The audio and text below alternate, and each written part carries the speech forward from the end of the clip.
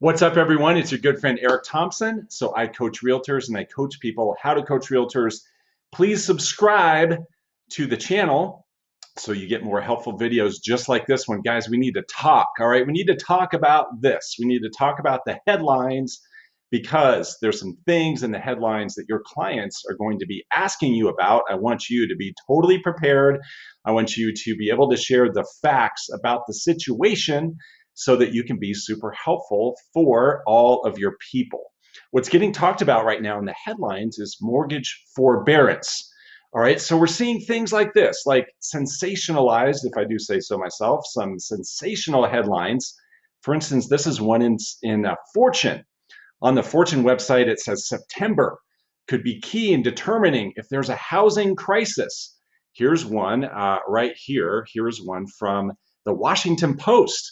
A tsunami of deferred debt is about to hit homeowners no longer protected by a foreclosure moratorium. Of course, what they're talking about right there is mortgage forbearance. All right, so let's understand the facts. All right, so let's look at the facts. I'm going to show you a couple of graphs here in a minute that I think are going to be really helpful. We'll shed some light on this, but here's the deal. The deal is over the course of mortgage forbearance, there were well over 7 million people, actually approaching 8 million people, is 7.6 million people who took advantage of mortgage forbearance. All that meant was they were able to take a break, either long or short break, on paying their mortgage. But today, it's not over 7 million people who are in mortgage forbearance. There are under 2, all right? So it's 1.8 million people, households that are currently in mortgage forbearance. So yeah, that's a lot, but it's certainly less than 7.6 million. The big news is that by the end of the year, 1.2 million of those, so 65% of those, their forbearance is going to end, all right? So they're going to be forced out of forbearance. They won't be able to go on any longer. 1.2 million households. So again, over the course of forbearance, since it's been in existence, approaching 8 million today, 1.8 million in forbearance, but 1.2 million of those need it to end by the end of the year. So it's making people think, oh my gosh, is there going to be all these distressed properties that are going to hit the market, foreclosures, is the sky falling, housing crisis, housing bubble, on and on. All right, so let's understand the facts. The first fact to understand is the delinquency rate. What's that? What that means is someone who's more than 30 days late in their payment is considered delinquent. So today, as you can see there, today, 4.37% of all mortgages are delinquent. All right, so you can see the source of this information from Black Knight and McDash. So that's our current delinquency rate. How does that compare to the 2000 to 2005 average?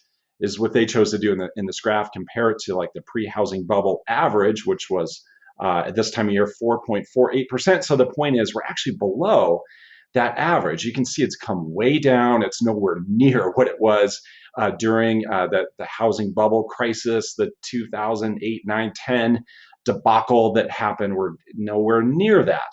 Now, that line that you see at the bottom, by the way, that's not zero. That is the record low that occurred right before the pandemic. Of course, it spiked up as the pandemic started, but then as we know, the economy rebounded, the housing market certainly rebounded.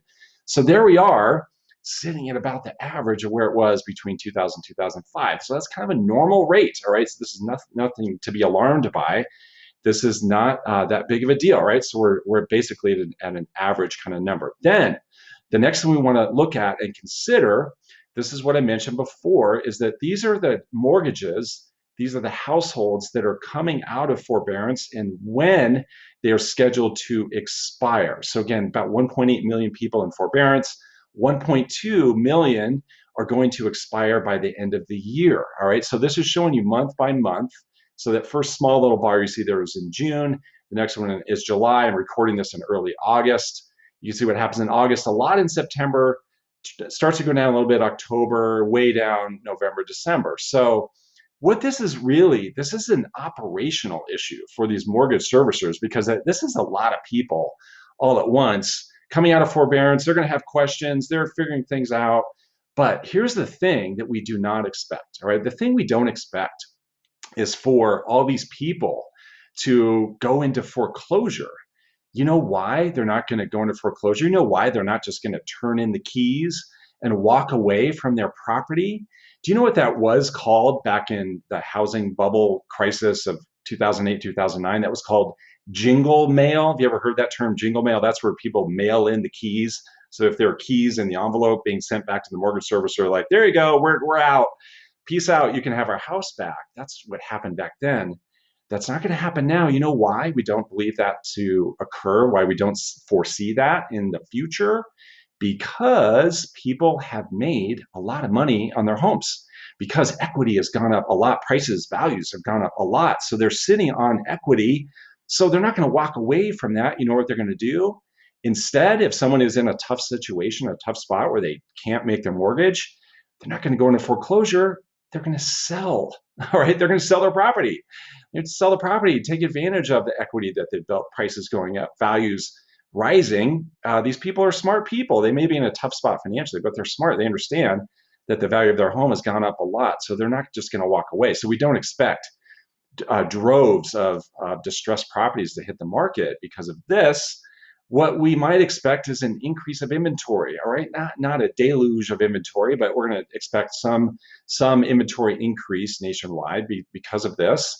Anyone, for whatever reason, who's not able to make their mortgage payment, they're probably not going to go into foreclosure. They're going to sell, right? So that's good news for the market. We could all use more listings, right? The market could use more listings. Buyers could use more properties to choose from. So those are the facts. Those are some ways I think you can shed some realistic and factual light on the situation if you have clients asking you about this, if you have clients who are really worried based on these sensationalized headlines that are out there. So I hope this was helpful. If it was, hit the old subscribe button. That would mean a lot to me, and we'll keep the helpful videos coming to you. Have an amazing day.